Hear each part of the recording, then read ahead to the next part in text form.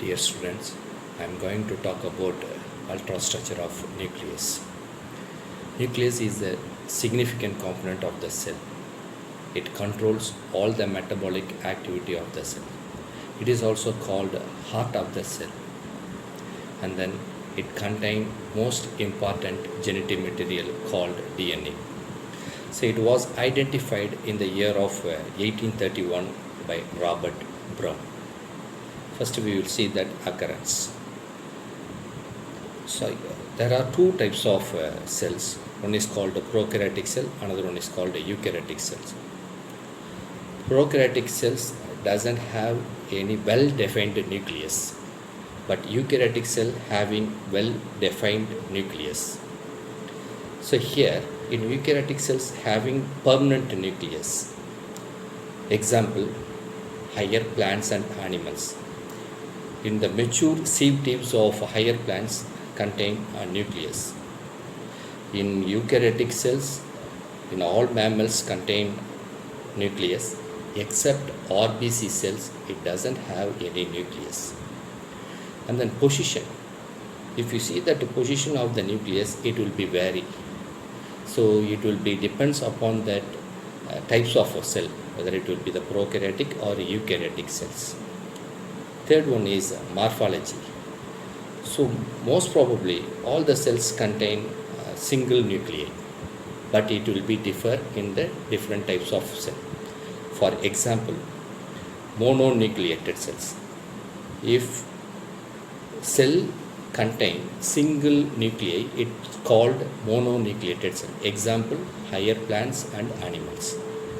If the cell contain two nuclei, it is called binucleated cells.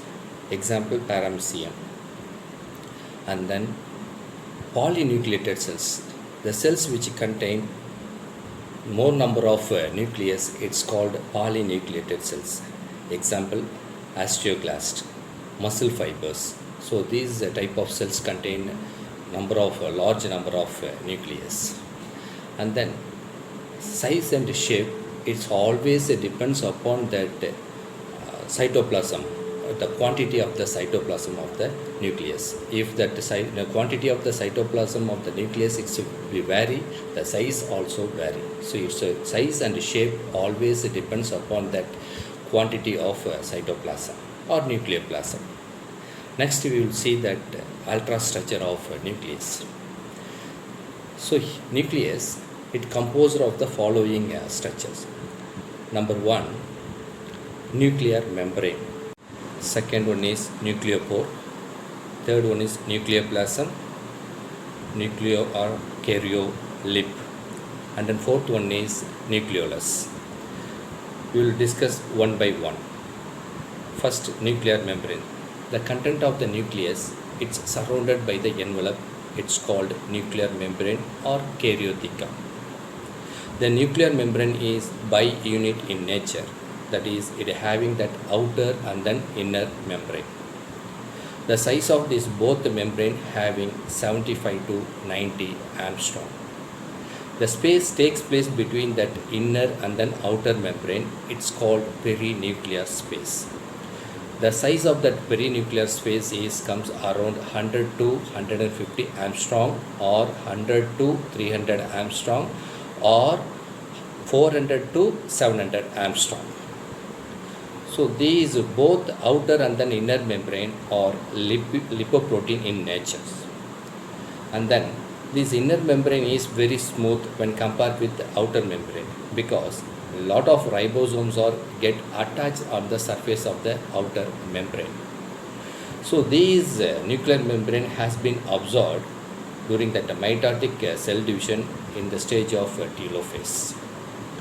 Next one is nucleopore. The nuclear membrane of the nucleus, it's not continuous. In some places, it will be having that opening or breaks.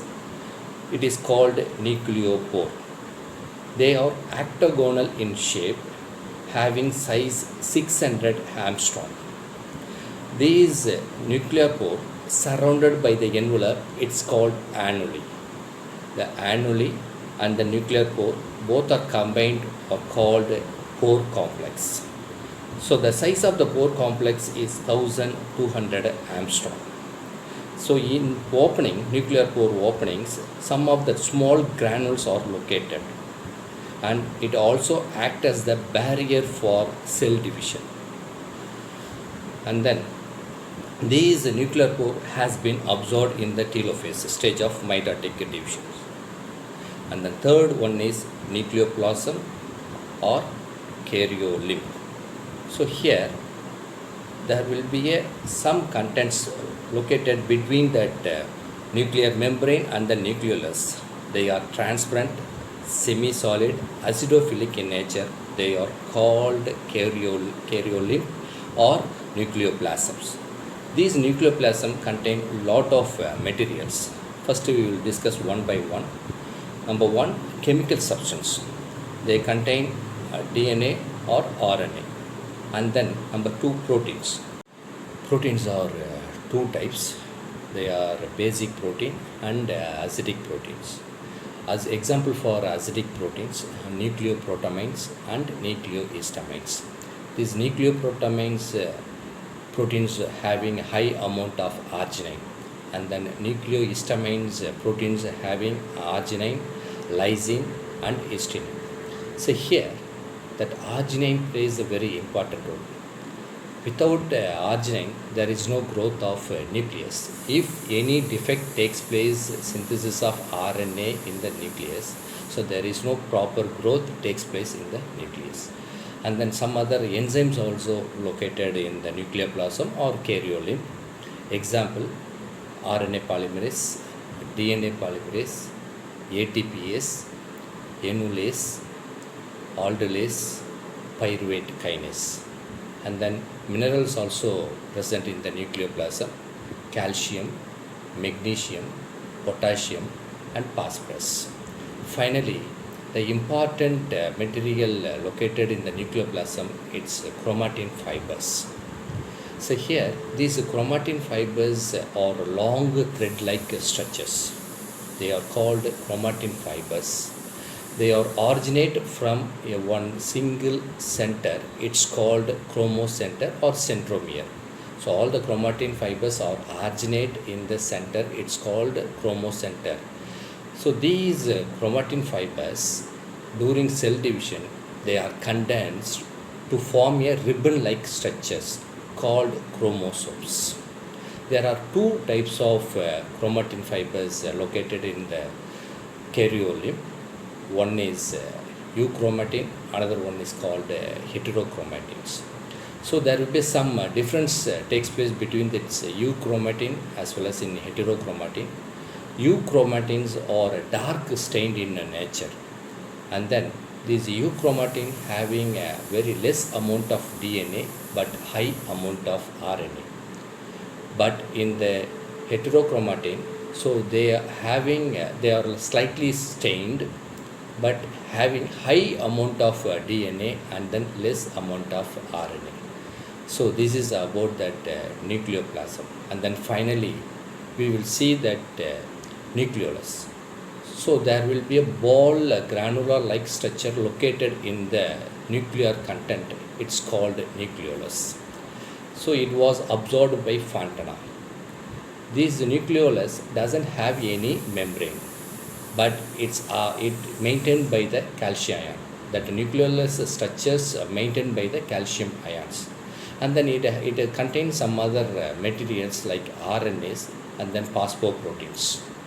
And then it plays a very important role that it supplies the phosphorus for synthesis of ribosomal RNAs. So here, without ribosomal RNA, there is no synthesis of protein in our system. Synthesis of ribosomal RNA, we need that phosphorus. It will be supplied by the nucleolus. And then some other enzymes also located in the nucleolus. So they are acid phosphatase and then ATPase. So this is about that ultra structure of nucleus structure.